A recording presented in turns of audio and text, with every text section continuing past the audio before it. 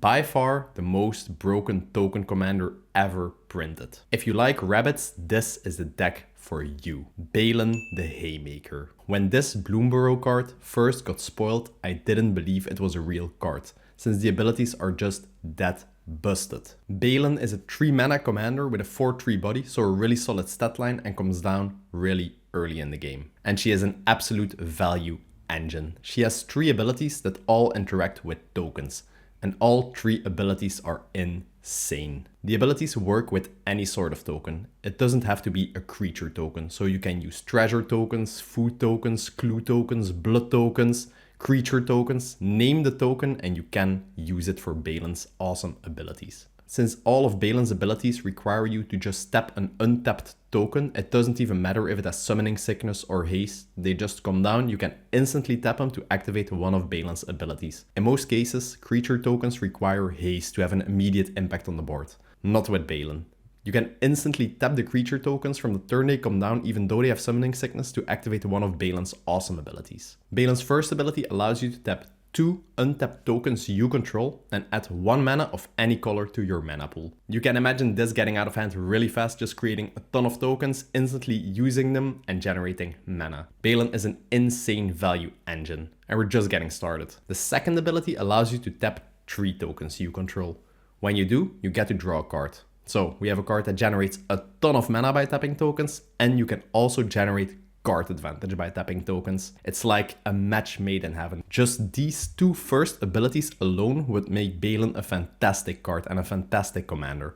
But she even has a third ability. If you're able to tap 4 untapped tokens you control, you're allowed to put 3 +1/+1 counters on Baylen, and it gets trample until the end of turn. This third ability really allows Baylen to close out games. If you have a ton of tokens, you can just start tapping them, growing Baylen to really huge numbers. It will get trample, and you will just be able to swing and lethal opponents for commander damage. You only need 21 damage with Baylen, and if you have a ton of tokens lying around, it will be really easy to get her to big numbers and just finishing the game on commander damage. It's crazy. So Baylen really does it all. Generates mana, generates card advantage, and allows you a way to win games. I will keep repeating this throughout the video probably, but Baylen is just an absolutely insane value card. The most obvious choice is just going wide, just creating a ton of tokens, buffing them and swinging at your opponents to close out the game. It's a really viable option. That's not the strongest option in my opinion. I decided to go with a more value/mid-range/toolbox oriented strategy. In my opinion, this is the better version of the deck,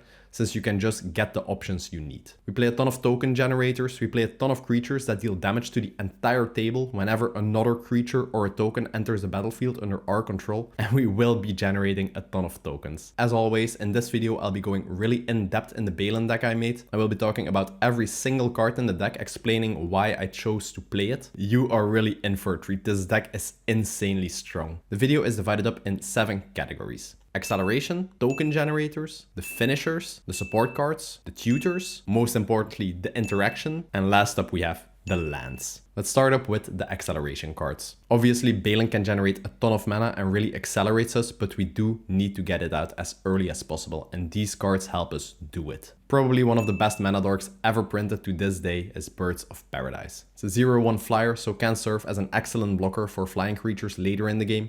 When we tap it, we get to add 1 mana of any color to our mana pool. Fantastic. Avacyn's Pilgrim is a green mana dork, generates a white mana. Just serves as excellent acceleration. Llanowar Elves generates us a green mana on a 1-drop body. Probably everyone's favorite mana dork nowadays, Delighted Halfling. We can tap it for colorless, or we can tap it for any color if we use the mana for a legendary creature. If we do, the spell can't be countered. Crazy. A good card in general, but even better in a Baylen deck is Gilded Goose. It's a 1-drop flying body, so later on in the game serves as a fantastic blocker for flying creatures. When it enters the battlefield, we get a food token, which we can utilize for Baylen's abilities. If we tap it, sacrifice a food token, it generates a mana of any color. We can also put 2 mana into it, and we are allowed to create a food token. So it can generate more mana when we create more food, or we can use the food tokens later on with Baylen. This is not really a mana dork, but it does really accelerate our mana and generates treasure tokens, Ragavan. So it's a 1-drop 2/1. Whenever we swing with it, deal combat damage to a player, they exile the top card of their library. We are allowed to play it until the end of turn, and we get to create a treasure token. We can use a treasure just to sacrifice it, generate mana to get Baylen out earlier, or we can also just tap the treasure with Baylen to activate one of our abilities. Also has a dash mechanic, meaning we can cast it for 2 mana, gets haste, and if it survives combat,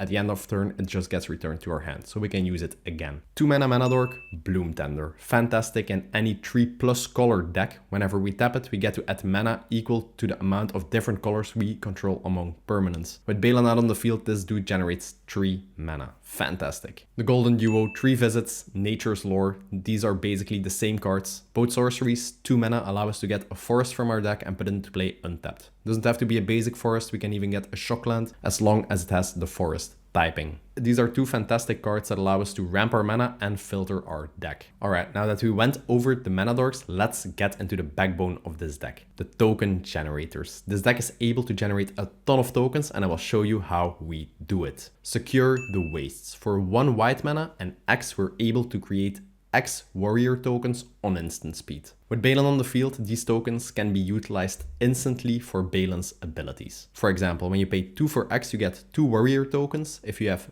Baylen on the field, you're instantly able to tap them and generate another mana, just chaining into more spells. Another X spell that has a fantastic upside is Song of Totentans. For 1 red mana and X, we're able to generate X red tokens. These creatures can block, but that doesn't really matter. When the spell resolves, all our creatures also get haste until the end of turn. If you're able to get a big threat out or grow your tokens to big amounts, the haste is actually really relevant, instantly enabling you to swing with them. Sylvan Offering, another awesome spell that does 2 things whenever it resolves. We choose an opponent, both the opponent and we get a Treefolk token with power and toughness equal to the mana we spent on the spell. Second ability of the card, we get to choose an opponent again. Both the opponent and we get X 1/1 green elf warrior tokens under our control. As you can imagine, the opponents can't really do much with those tokens, and we are instantly able to utilize them with Baylen. We will always get more advantage out of these tokens than our opponents. Tempt with Vengeance. We get to create X 1/1 red elemental tokens with haste. For each opponent in the game, they get the choice to also make that much red elemental tokens. If they choose to do so, we get that many tokens once again. For example, we pay 5, we get 5 red elemental tokens. 2 opponents choose to also get 5 red elemental tokens. This means we will get 15 tokens. These tokens have haste and we can instantly utilize them with Baylen. If you play with people who actually have a brain, they will never take the deal and also generate tokens, because granting you more tokens will just lose them the game outright. If only 1 player takes the deal, grants you extra tokens, they will just be blown out by Baylen. Another fantastic token generator is Awaken the Woods. For 2 green mana and X, we get to generate X 1/1 forest dried creature tokens, which is awesome since they're tokens, we can utilize them with Baylen. Since these tokens are forest, we can also tap them for mana. They just act as like a Dryad Arbor. Fun fact about Awaken the Woods, the creatures also trigger landfall when they are created, since it are forests entering the battlefield under your control. Charismatic Conqueror, one of my favorite cards in the deck. Whenever an artifact or a creature enters the battlefield under an opponent's control, they get a decision. They can choose to have it enter tapped and nothing will happen. If they do choose to let it enter untapped, we will get to create a 1/1 vampire token with lifelink. Trust me, this 2-drop generates a ton of tokens over the course of a game. Opponents don't want their creatures to enter tapped, opponents don't want their artifacts to enter tapped, and most of the time they will choose to let them enter untapped so they can do their own thing with it, and you will just generate a lot of vampire tokens, which you can then utilize to swing with. Since they have lifelink, they keep your life total topped up, or you can just activate Baylen with them. It's an auto-include in any token deck really. You just have to play this dude to know how much value he can generate over the course of a game. Probably one of the most explosive cards for a Baylen deck is Farmer Cotton. He costs a white and a green mana plus X. When he enters the battlefield, we get to create X food tokens and X halfling tokens. The value in this is just insane, since for example, if we cast it for 4 mana in total, paying 2 for the X, we get 2 food tokens and 2 halfling tokens. Means we have 4 tokens to actually use for Baylen. The value is insane. You can cast this early in the game just to create some tempo, and later in the game is just an absolute finisher. Imagine casting this later in the game, for example for 10 mana. This means you will get 8 food tokens, 8 halfling tokens, so a total of 16 tokens to actually pay with for Baylen's abilities. Insane. Fort Eorlingas, I hope I pronounced this right. It's another X token generator, so you can cast this early and late in the game. The creature tokens we generate are actually 2/2 creatures with trample and haste, so if we're able to generate a ton of mana with Baylen, we can cast a spell later on in the game and actually use it as a finisher. If we cast it that turn, if a creature we control deals damage to an opponent, we also get to become the monarch, granting us some extra card advantage. Another X spell that generates tokens. I know, the reason why we play X spells is because we are able to generate a ton of mana with Baylen, and these spells can be utilized early in the game to create tempo or later on in the game just to generate a ton of tokens and swarm your opponents with them. Grand Crescendo. This spell even has a bonus benefit. For 2 white mana and X, we get to create X 1/1 tokens. Awesome, not too shabby. It has a bonus benefit. It's an instant speed spell, so we can cast it whenever. When we do, all our creatures also get indestructible until the end of turn. So it both serves as a token generator and a protection spell. This is fantastic. We can even choose to pay 0 for the X cost and still grant all our creatures indestructible until the end of turn. Perfect answer against a board wipe. Springheart Nantico, one of my favorite cards from the Modern Horizons 3 set. It's a 2 mana enchantment creature. Whenever a land enters a battlefield under our control, we're allowed to create a 1/1 insect token. As you can imagine, dropping this on turn 2 and then just playing 1 land per turn will still generate a ton of tokens, which provide a ton of value for Baylen. For 2 mana, we can also bestow Springheart Nantico onto a creature, meaning we enchant it onto a creature. The creature will get +1/+1. When it is bestowed on a creature and a land enters the battlefield under our control, instead of just creating a 1/1 insect token, we're allowed to pay 2 mana and actually have a token copy created of the creature that Springheart Nantico is bestowed on. Imagine bestowing this on a value creature and just creating a ton of copies out of it. It's insane. The tokens can also be utilized for Baylen. Little ruling fact, if you do have Springheart Nantico bestowed on a creature and you decide not to pay the 2 mana to create a copy of the token it's bestowed onto, you still get a 1/1 insect. So you will always get an insect unless you activate the ability. Then you will get a bigger token. The first convoke spell in the deck, March of the Multitudes. So for 3 mana and X, we get to create X 1/1 lifelink soldier tokens. Since the spell has convoke, we can actually utilize our creatures and tap them to pay for the mana cost. We can tap 2 tokens with Baylen for 1 mana, but if you can just tap a creature token to pay for 1 mana for March of the Multitudes, it's even more efficient. A very solid card. You can just cast this for a ton of mana, create a ton of tokens. If you have Baylen on the field, you can just instantly tap those tokens, generate more mana, and make even bigger plays. It's really one of the most efficient token generators there is, due to the convoke mechanic. I don't even know what to say about Skewed Swarm. It's one of the strongest 3-drops ever printed in Magic. If you've ever played against this guy or played this guy, you know how strong it can be. So for 3 mana, you get a really small 1/1 insect. Whenever a land enters the battlefield under our control, we get another 1/1 insect. So generates tokens, not as good as Springheart Nantico, but it has an awesome second part of the ability. If we control 6 or more lands, Skewed Swarm will not create a 1/1 insect token, it will just create a copy of itself. Why this is good is because the copy also has this ability. So if you copy it 1 time, you will get 2. If you play another land, you will get 4. If you play another land, you will get 8. It's exponential growth. Remember, you can utilize all of these tokens with Baylen, and you generate them just by playing lands, something you would do anyways. We play a ton of fetch lands in this deck, so you're able to just generate 2 triggers per turn, and it gets out of hand really fast. You can just generate a ton of Skewed Swarms, just swing with the 1/1s, win the game that way, or utilize all of the tokens to tap for Baylen. Generating mana, drawing cards, growing Baylen. Whatever, it's insane. You must play this in a Baylen deck. Another classic landfall card, Tireless Provisioner. Whenever land enters the battlefield under your control, you can choose to generate a food or a treasure token. The value on this card is just crazy good. You just have to play a land, which you will be doing anyways. We play a ton of fetch lands, so it has a really great synergy with that, and she will generate a ton of tokens, which is what we want. Arguably one of the strongest token generators in the deck is Wildfire Awakener. For 3 mana and X, we get a 3/2 body. When Wildfire Awakener enters the battlefield, we get X 1/1 elemental tokens. They also have a line of text that says whenever they get tapped, they deal 1 damage to target player. As you can imagine, with Baylen, we will be tapping these tokens automatically to pay for her ability, so we just get to ping a ton of damage. He's both a token generator and he can also act as a game finisher. Most important part is he has the convoke mechanic, so we are actually allowed to tap creatures to pay for his mana cost. We can also utilize the convoke to pay for the X. It's an absolutely crazy card, another auto inclusion in Baylen. At the time of this recording, we're getting a ton of spoilers for Tarkir Dragonstorm, and I decided to include a few new cards in this deck. Will of the Mardu. It's a 3 mana instant spell with 2 effects, and we get to pick one unless we control our commander. Then we get to pick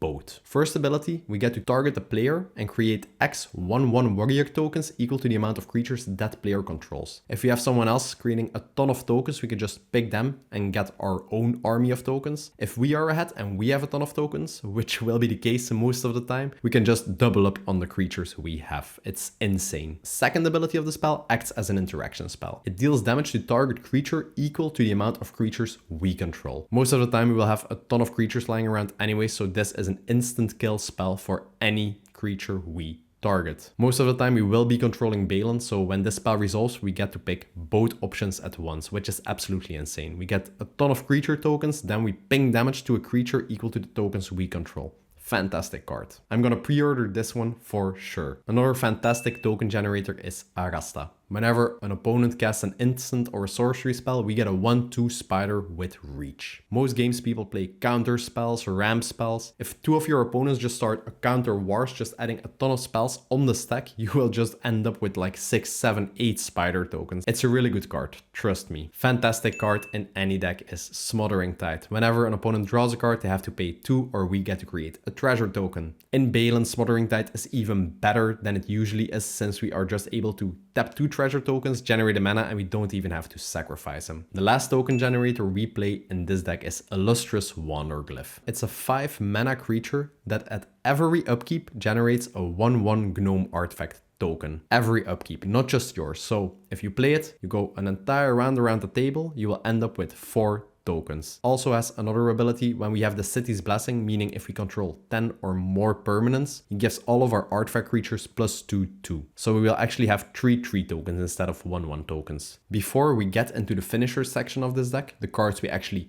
win the game with, Baylen was one of the most requested commanders to do a deck tech about. So if there's any commander you'd love to see me do an in-depth deck tech about, just leave it in the comments below, or come say hi on Discord and mention it there. Always welcome. Like this video, subscribe to the channel, and turn on the bell notification so you get notified when I upload a new deck tech video. We just talked about all the cards that generate us a ton of tokens. Now let's get into the ways we actually win the game utilizing these tokens. I just had to mention it. We do have a finisher in the command zone, Baylen itself. When we have a ton of tokens lying around, we can just tap them, but counters on Baylen grow to really big amounts of power. She has trample when we do anyways, swing with it, and we just need 21 commander damage to remove someone from the game. That being said, let's get into the other finishers. The main strategy I decided to go with is play a ton of creatures that deal damage to each opponent whenever a creature enters the battlefield under our control, like a Gate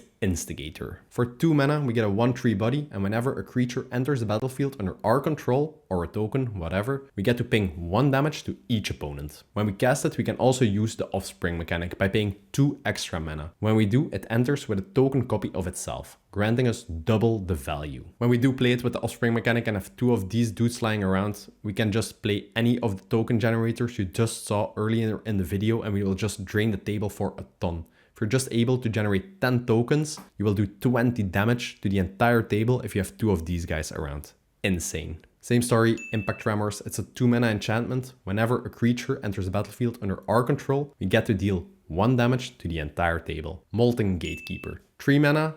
Again, whenever a creature enters the battlefield under our control, we get to ping 1 damage to each opponent. It also has the Unhurt mechanic for just 1 red mana, meaning when this is in our graveyard, we can pay 1 red mana, gets returned to the battlefield with haste. At the end of turn, we have to sacrifice it. So when this dude is removed and you're able to generate a ton of tokens for 1 mana, you can just make it return to the battlefield, generate a ton of tokens, deal a ton of damage, and we lose it at the end of turn. But it doesn't matter, the damage has been done. War Leader Skull, this is basically impact tremors for 1 extra mana with an added benefit. All our creatures also get +1/1 while this is on the battlefield. Pretty good if we do decide to swing at some opponents with our tokens. Another damage pinger, Witty Roastmaster. It's a 3-drop. When a creature enters the battlefield under our control, we deal 1 damage to each opponent. The big daddy of all token generating decks is Pugfuggles, God of the Forge. It's a 4 mana enchantment creature from Taros with indestructible, so when this resolves, it's really hard for your opponents to actually deal with. When your devotion to red is 5 or higher, meaning you have 5 or more red pips on the board, Pugfuggles 1 red pip counts to this. It's also a 6/5 creature you're able to swing with. On top of that, he has an activated ability for 3 mana to give all your creatures fire breathing, so +1/0 until the end of turn. If you have a ton of creatures and you can activate this ability a couple of times, they actually have a very solid power level you can swing with and just take someone out of the game with. Obviously, the main reason we play him, whenever a creature enters the battlefield under our control, he deals 2 damage to each opponent. All the other cards only deal 1 damage, Pugfuggles deals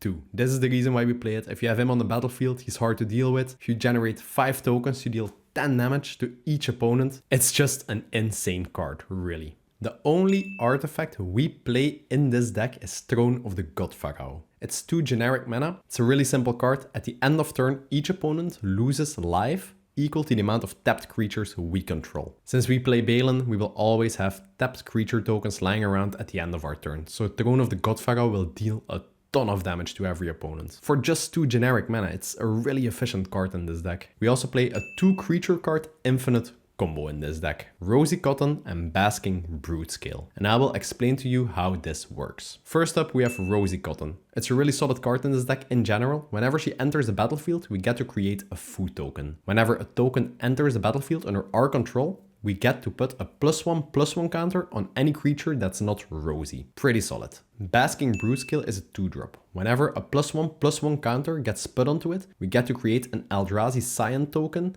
that we can sacrifice to add a colorless mana to our mana pool. It also has Adapt, meaning we can put 2 mana into it if it doesn't have any counters yet and put a +1 counter on it. Pretty solid card in itself. The combo works as follows. We need to have both Basking Broodscale and Rosy on the battlefield. Then we pay 2 mana to activate Basking Broodscale, putting a +1/+1 counter on it and triggering it. The trigger will create an Eldrazi Cyan token. Token enters the battlefield, triggering Rosy. So we get to put a +1/+1 counter on the Basking Broodscale. It will trigger again, create a token again, trigger Rosy again. Rosy will put a +1/+1 counter on it again, and Bob's your uncle. The result of this combo is a Basking Broodscale with infinite +1/+1 counters on it. We will also get infinite Eldrazi spawn tokens, which we are able to sacrifice for infinite colorless mana. And we also have infinite enter the battlefield triggers. This 2-card combo is really easy to pull off since we play a lot of tutors and you will usually win the game when you have this combo. With infinite colorless mana and infinite tokens, you can just play Baylen and just start using the infinite tokens to or draw your deck, draw infinite mana, or grow Baylen to infinite amounts. Easy win. Next up, we have the support section. The support cards didn't fit into any other category, but they are very awesome and really support the other things this deck is good at. Auto-include in any white deck, Esper Sentinel. This card is just way too good not to play. Whenever an opponent casts their first non-creature spell every turn, they have to pay X, where X is Esper Sentinel's power, or we get to draw a card. We have a couple of ways to grow its power in this deck and make it even more oppressive, but if you just drop this on turn 1, the amount of card advantage this dude generates is insane. This card is actually the reason why we don't play any artifacts. We don't play mana rocks or anything just because of this. Collector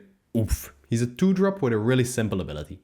Activated abilities of artifacts cannot be activated. It's one of the most oppressive 2-drops ever printed. If you play on a table and someone has a Lotus Petal, Arcane Signet, Sol Ring, any of the guild signets, they cannot be activated. This also shuts down a ton of combos. You'd actually be surprised how good this dude is. Some decks just stop working when you have this on the battlefield. It's insane. An artifact player's worst Nightmare. Quest for Renewal. It's a 2-mana enchantment, and whenever a creature we control gets stepped, we get to put a quest counter on it. When it has 4 or more quest counters on it, we get to untap all our creatures on every player's untap step. We play a lot of enchantments that allow us to untap our creatures, since we can just untap them and utilize them again instantly with Baylen. If you, for example, have 3 creature tokens lying around, you tap them end of turn to draw a card with Baylen, pass to the opponent's turn, tap them again, draw a card, opponent's turn, tap them again, draw a card. This way you will always be generating a ton of value with Baylen. Drawing, putting counters on her,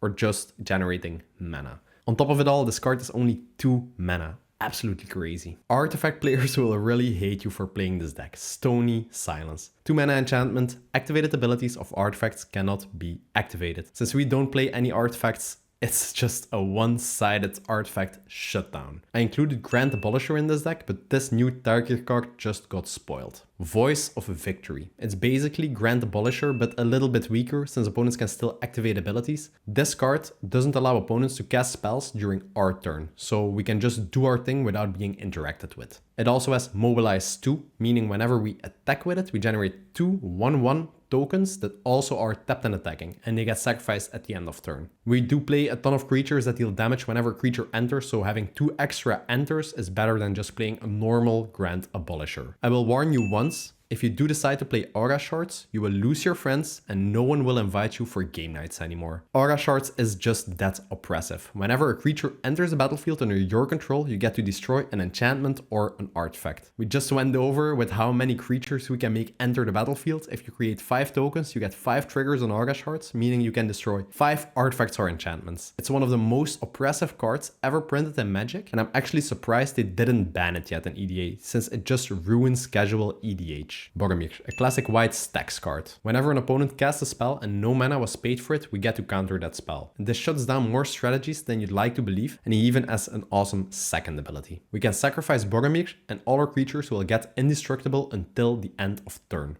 And we also get a Ring Tempt. Boromir is a perfect card to protect your deck from board wipes. If we have 20 tokens lying around, we'd rather sacrifice a 3-drop creature than losing our entire board. Drumbellower, an awesome 2/1 flying creature that allows us to untap all our creatures in every player's untap step. Untapping all our creature tokens we have during every player's untap step is really insane in this deck. When we have Baylen on the battlefield, we can just untap him, tap him again on instant speed to just draw cards, generate mana, or grow Baylen. From the Duskmourn set, we have Split Up. It's a simple 3-mana card that does one of 2 things. Or we can destroy all tapped creatures, or we can destroy all untapped creatures. In Baylen, this is absolutely insane, since we can just tap all our creatures down to invest into Baylen. We can swing with Baylen, all our creatures are tapped, and then we are able to do a one-sided board wipe, destroying all untapped creatures. It's a really underrated card. I'm really surprised I don't see Split Up in more decks. 3 mana, one-sided board wipe. Alright, let's get into the support cards that actually allow us to double up on our token production. Anointed Procession.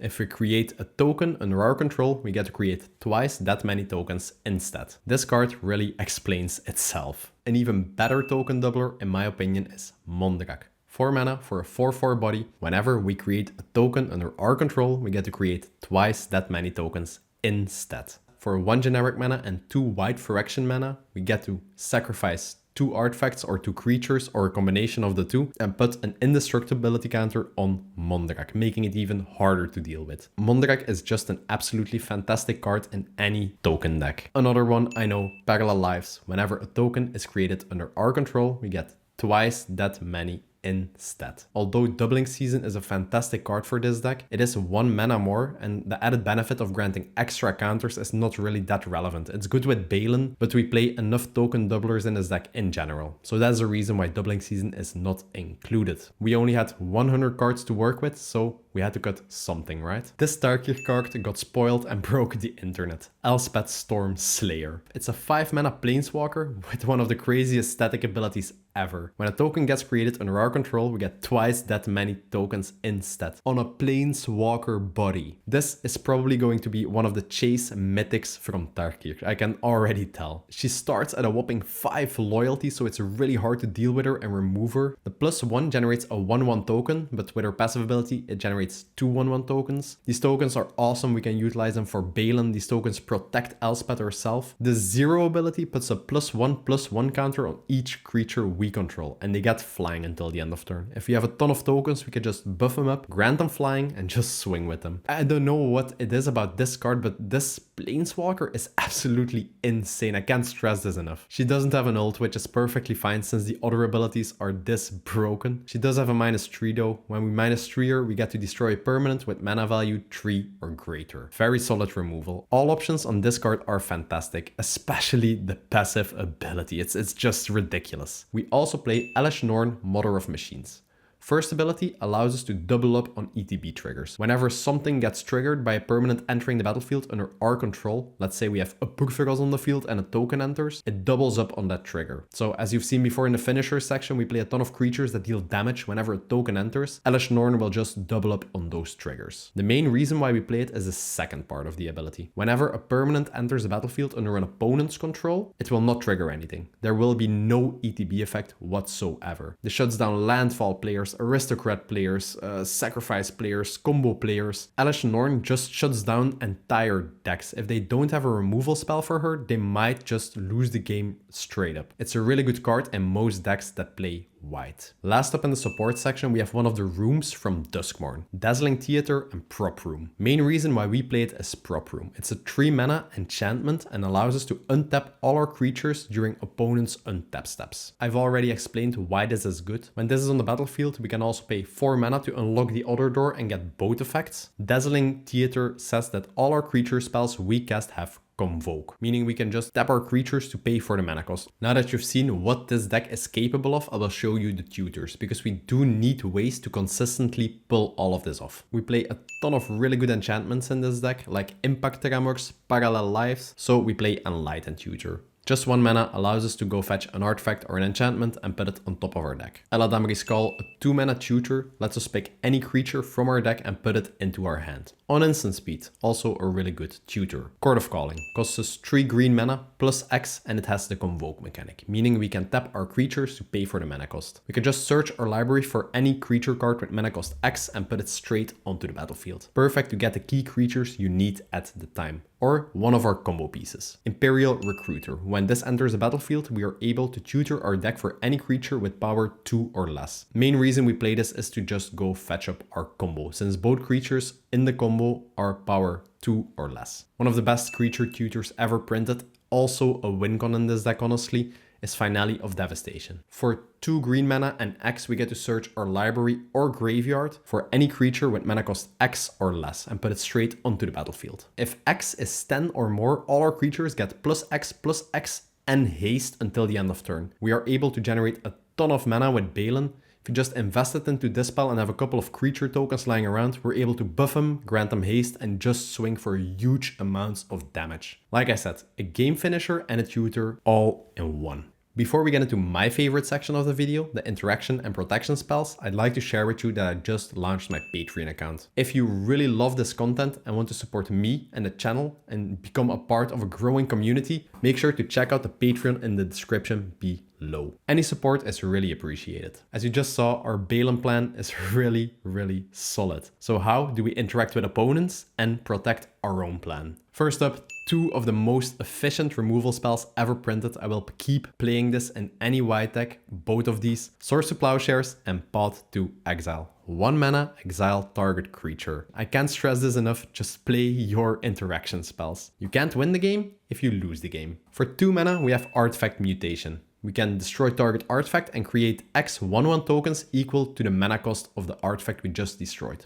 Perfect for our Baylen deck, since we can utilize the tokens we just created afterwards for her. A really similar card, Aura Mutation. This time we get to destroy an enchantment and create X 1/1 tokens equal to the mana cost of the enchantment we just destroyed. One of the strongest cards ever printed in my opinion, both for commander and constructed formats, is Boros Charm. For 2 mana, we get an instant speed spell that has 3 fantastic options and we get to pick 1. We can grant all our creatures indestructible until the end of turn. This is the main reason why we play it, to prevent our board from being getting wiped. We can ping 4 damage to target opponent, perfect to finish them off when they are at a low life total. Or we can grant target creature double strike. Fantastic with Baylen. If she has a huge body and trample, this can just close out games. It's a fantastic card for any deck that has access to white and red. Heroic Intervention, 2 mana, grants every permanent we have hexproof and indestructible until the end of turn. Perfect against spot removal, perfect against targeting spells, perfect against board wipes. Play it. Removal for any permanent, even lands.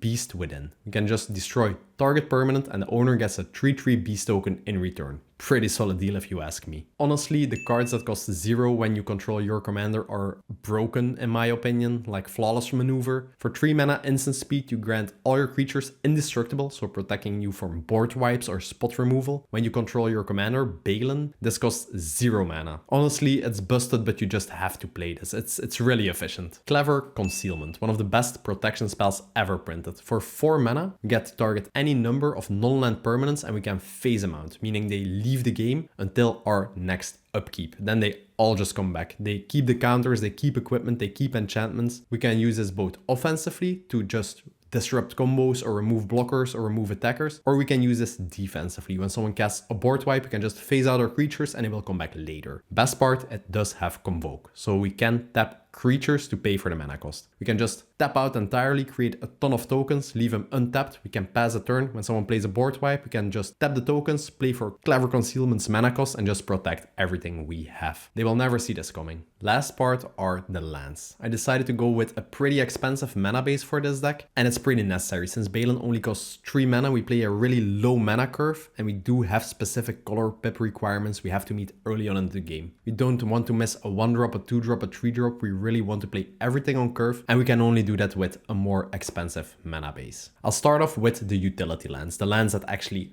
do something special. The green channel land, Boseiju Who Endures. It's just a crazy card. You should include this in any deck that plays green. It doesn't even enter tapped. You can just play it, taps for green mana, acting as a basic forest. It does have the channel ability for 2 mana, reduced by 1 for every legendary creature we control. We can discard it, destroy target artifact or enchantment, and the opponent can just search for a basic land. It's a really solid interaction piece if you have artifacts or enchantments you have to deal with, and the channel ability is an activated ability, so it cannot be countered. Another one of the channel lands, Sokenzan, this is the red one, doesn't enter tapped, just taps for red, has a channel ability for 4 mana, we can channel it, again reduced by 1 mana for every legendary creature we control. When we do channel it, we do get 2 1/1 creature tokens with haste. You can use it as a token generator, or it just acts as a basic mountain. I really love the channel lands. Horizon of Progress, introduced in Modern Horizons 3. For 1 life, we can tap it and add 1 mana to our mana pool that any of our other lands can produce. We can pay 3 generic mana, tap it, and put a land card from our hand onto the battlefield. We do play a couple of landfall triggered creatures, so this might be relevant, or we can just accelerate our mana later on into the game. We can also pay 1 generic mana, sacrifice it, and we do get to draw a card, allowing us later on into the game, if we don't need the mana anymore, to just sacrifice it for card advantage.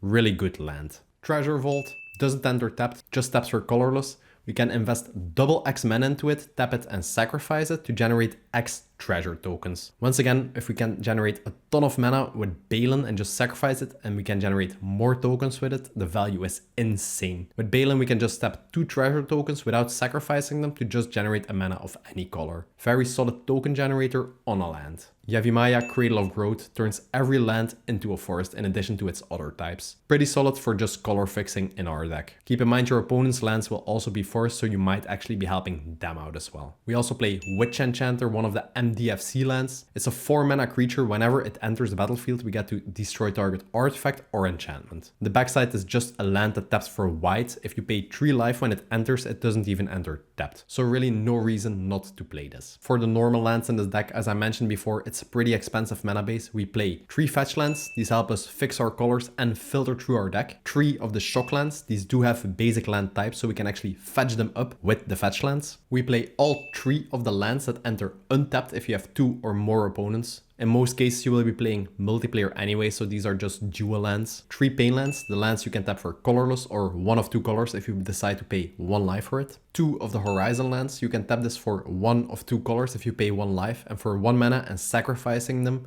we can also draw a card. Perfect later on in the game if you don't need the mana, but you do need the cards. 1 fast land. Command Tower, obviously. We play Mana Confluence and City of Brass, both lands that tap for mana of any color for the cost of 1 life. As mentioned before, we do need specific colors really early on into the game to get everything out on curve. Grove of the Burn Billows, a dual colored land that grants every opponent 1 life if we tap it for a color. The life is irrelevant because we will just win by comboing or just swinging with a ton of creatures anyways. We play Fabled Passage just to fix our colors and filter through our deck. And for basics, we play 4 forests, 2 plains and 1 mountain. That's it for my breakdown on Baylen the Haymaker. It's an insanely strong deck, but it does come at a hefty price, as you can see. You can also decide to build this on a budget. I might do a video about this later. Baylen will work in any token-based deck. If it costs 10 euros or 1000 euros, doesn't matter. Baylen will make it work. I'm really excited about Tarkir Dragonstorm, the newest Magic set. I will probably be doing some in-depth deck techs about some of the new commanders in there. Share this video with your entire family. Hit the like button, hit the subscribe button, and don't forget to hit that bell icon so you get notified when new deck techs go live. Thanks for watching, and I will see you in the next video. Peace!